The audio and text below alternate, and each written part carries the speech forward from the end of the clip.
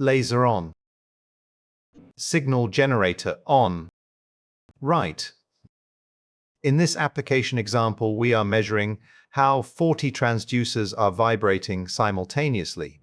We have created a rig where all of them are excited by the same voltage and frequency at the same time.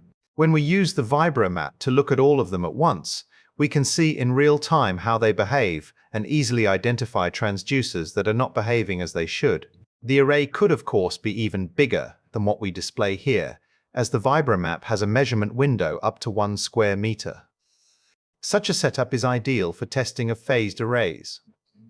And while you were previously looking at a simulation, the real results are just as good, as you can see here from our rudimentary lab setup. Note that here we are also doing a live frequency sweep to see how the transducers behave at different frequencies.